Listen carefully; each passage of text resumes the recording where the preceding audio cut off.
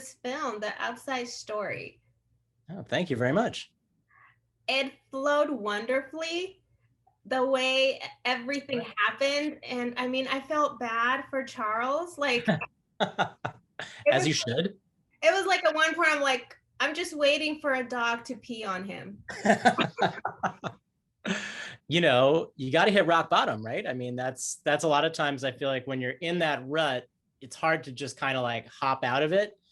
My impression of like being in a rut, being kind of like, you know, set in your ways is that you really sometimes have to like go kind of flying to the bottom and then like bounce up to the top. I mean, that's my, I don't know, maybe it's like a masochistic, but also life affirming viewpoint, you know? So that makes sense. You're right. I should have had the dog come by. That's a good call. I was waiting for it. Everything that can go wrong must go wrong. Right. And so just to start a little bit from the back, you wrote this story. Yes. Directed. Is this your directorial debut? Is my directorial debut. I've made over 100 short films, but whole different ball game by like 1,000,000%. First feature film as a director and as a writer. Great. Well, congratulations. Thank you so much. And share a little bit. I understand this was kind of inspiring. You were inspired by the fact that it's kind of like a personal experience. Yeah, absolutely. I mean, there's a lot of, I feel like when I talk about this, I have to be careful not to be like, because there's so many things that kind of fall into it. I mean, the first and most obvious is that born and raised in New York, lived in New York City all my life. And, you know, when most of my short films are about New York, while yes, I would like definitely am trying to make something that's like a universal story that speaks to everyone, it seemed completely natural and like it made the most sense to have this first feature film be really a New York centric, a Brooklyn centric film. In terms of the subject material, you know, I love stories that are about small problems at first and then kind of like unpack until they're kind of bigger pieces and speak to kind of like real heart, real life issues. And I think in this case, I had found myself locked out multiple times. And while I can't say that each time bore like an epiphany, you know, there were little epiphanies like in each one. And as a screenwriter, you're always, it's kind of, you know, shameless. You're everything that happens to you, you're thinking, well, is this a movie? Can I make this a movie? And I think with locking myself out, there were a few things that I just found really moving. One is in the current apartment I live in, locked myself out, no shoes, met my neighbors, climbed out on the fire escape. I'd lived here for probably 3 years and I had passed them, but I'd never like really met them. And like just being someone saying, oh, I don't know you, but yeah, come on in my apartment. You know, I found very touching and getting kind of this glimpse of their life. The other part of it is that, you know, when you're locked out, if you're waiting for someone to bring you keys, if you're waiting for someone to help you, you're probably going to spend some time sitting on your stoop, sitting in your car, sitting on a bench, sitting somewhere.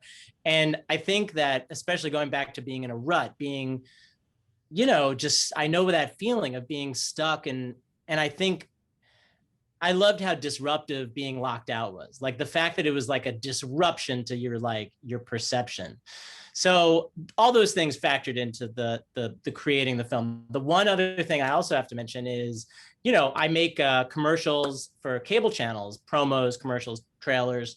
One job that I've done that I take a special pride in was for a while, I would work on in memoriams for celebrities who hadn't died yet. And I would be tasked with like, hey, you know, Clint Eastwood, he just got nominated again for Sully or for whatever. So, you know, we have him only going up to Unforgiven. So if you could just like refresh the in memoriam so that if Clint does kick the bucket, that, you know, you would have this video that was ready to be aired immediately. And I thought it was the most macabre kind of job. I mean, there's a nobility to it maybe, but there's also like a very, I mean, you're kind of thinking about someone's death, someone who you know, maybe you have feelings for on the screen, who you kind of, you know, I don't know. It just seemed like the perfect job for a really depressed character. And so when Charles kind of came into focus as someone who was struggling to kind of connect with life and to fix his own life. I thought it would just be really nice to have him like obsessing about someone else's life. So those are just some of the pieces. I hope that's not too rambling an answer. No, it's fine. And you know what? I didn't realize like that's actually a job, to keep up and Totally. adding to, whatever project you're working in this case for the memoriam. And the character Charles talks about it, and then he's asked, well, who have you worked on and whose? And the opening was what? Corey Feldman?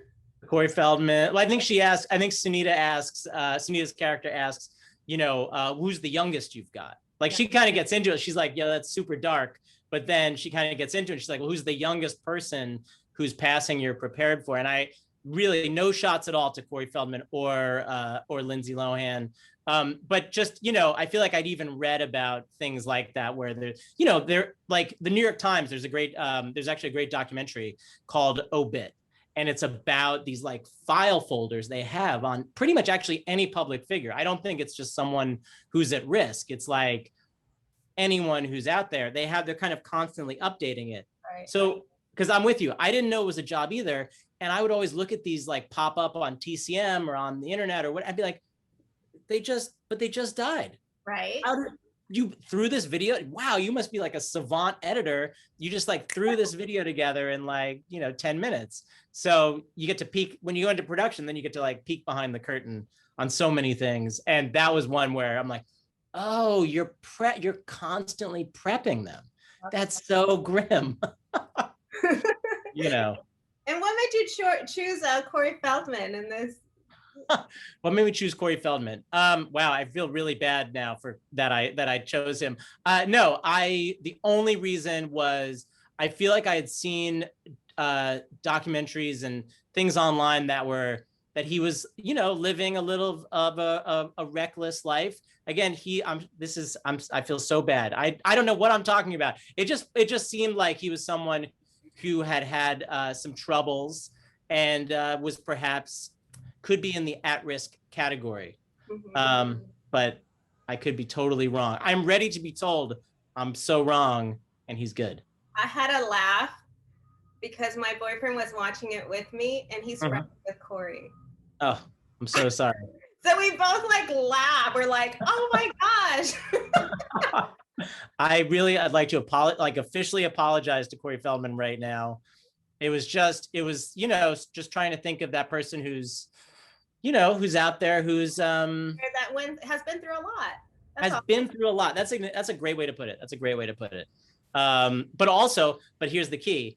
They have a very like extensive body of work.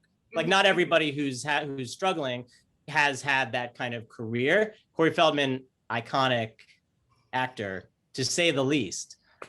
So that's where it comes from. It's really meant as a compliment, even though again, I feel terribly guilty right now. No, I think if anything, it should be flattering that he's mentioned in a film. Absolutely. But going back to the film. Yeah, sure. Like I said, this film was beautifully done. The way it flowed. Thank you. And at the whole time, I was just that like, what's next? What's gonna happen? And it's one of those where, like you said, it's those stories where you have to hit rock bottom to know, an eye opener. And in this case, it's like Charles had a chance to see the outside world just so close to him. Totally. I think, you lose focus. I mean, everyone loses focus, even when you're not depressed. You kind of take for granted. I mean, I think humans are kind of built to take things for granted. It's kind of it's probably a survival mechanism that makes sense, like that you're not kind of constantly like, wow, so beautiful. Oh my God, it's amazing. Why is the sky blue? That so you can focus on the thing that you need to do. But, it's also sometimes to our detriment. You can really start to have this tunnel vision, I think, about the world. Oh, this is my life. It's not working out. My film's terrible. My girlfriend's leaving me. What else is there? There's nothing else good. Yeah. And I think I was trying to that felt like a good space for other actors to play in, like to be this kind of inspiration to Charles. So Charles, Brian Tyree Henry is this movie. I mean, he is in every scene, every shot. He is this movie. And I had a lot of fun thinking about what characters, what actors would like really work orbiting him and hopefully inspiring him. Not like in a cheesy way, not like, oh my God, they saved that kitten, but just that it's, you know, wow, these people are worth talking to. They're worth knowing. They're my neighbor, this widow, is being really kind to me, and she doesn't know me at all. This girl who lives upstairs is not only super talented, but in a really kind of messed up situation where there's a little bit of like, oh, I thought my problems were bad, but actually here's someone in a really different, perhaps even more heartbreaking situation. You know, just trying to find those situations that kind of give this like balanced, hopefully authentic, hopefully fun kind of like landscape around Charles, around Brian. Mm-hmm. You had lovely characters, like you mentioned, Renata, the widow. You had this little girl, and she kind of took my heart. Oh, as Elena. How did you find this gal, Olivia Edward? Oh, well, like a lot of the actors in this film, these are people who are like on my favorite shows. So obviously the first one, Brian, you know, I worship at the altar of Atlanta. You know, Sonequa, The Walking Dead, now Star Trek Discovery. Sunita on Glow, also in my favorite music video of all time, Turned Down for What. But Olivia is on this show, Better Things, on FX. And that's a really kind of very beautiful show about a single mom raising 3 daughters, and they're all kind of like very unique, very like strong and outspoken, and just like very like with her, you know, with Elena, I wanted someone who had a kind of like an armor around her, who was like very comfortable in the world in a way perhaps that Charles isn't a little bit, but at the same time, I wanted that kind of outward kind of armor to be covering, you know, something that's a little broken inside, a little fractured. And I think in Better Things, in a lot of ways, like her character there's a similarity. She's not as her mom is really wonderful there in that show, but there's a strength and also kind of like a vulnerability kind of embedded in that strength that I just thought she was terrific. I think was the only person that we went out to for that. And it was, you know, amazing. The luck of being able to work with your favorites I can't overstate how grateful I am for that. And we have to state that apparently you filmed this in 16 days. Is that right? I did film this in 16 days. I shouldn't say I filmed it, because mostly I was like living very much in awe of my cinematographer, my AD, my producers. You know, when you're making your first feature and you're making an indie, and the team who has all made way more feature films than I have, and they come to you and they say, look, we're going to shoot this in 16 days. And then you do the math and you're like, okay, 93 pages, 16 days. So that's like 5 to 8 pages a day. Is that a lot? And they're like, that's a lot. You're like, great. Like, you know, as a first-time director, you just don't ever want to be an obstacle. So you're like, okay, 16 days. Great. I'm totally on board with that. What does that mean? It means that you're only going to get 2 or 3 takes for every shot. Okay, 2 or 3. Okay, that's terrifying, but great. I'm all in. We can do this. If this is the only way this film can get made, I'm in. I have no complaints. And I think the only thing the thing that really made it work, again, beside the amazing crew, was actors who are completely good to go, who not only are shooting out all of their scenes in 16 days, or in, like, let's say Sonequa's case, Sonequa, lead of Star Trek Discovery, flies in on her Thanksgiving break and shoots out all her scenes in 3 days. So this is during Thanksgiving, flies in, lands that day, comes, shoots her first several scenes, next day, all of her scenes, third day, on the way to the airport, shoots like the big party flashback where they meet and that chemistry, and it's a very intimate, calm scene. And at the same time, the AD is like in her ear, like, okay, you've got like about 40, like the plane leaves in like an hour and 10, you know, like so you have to have actors who are like, great, no problem. I'm good.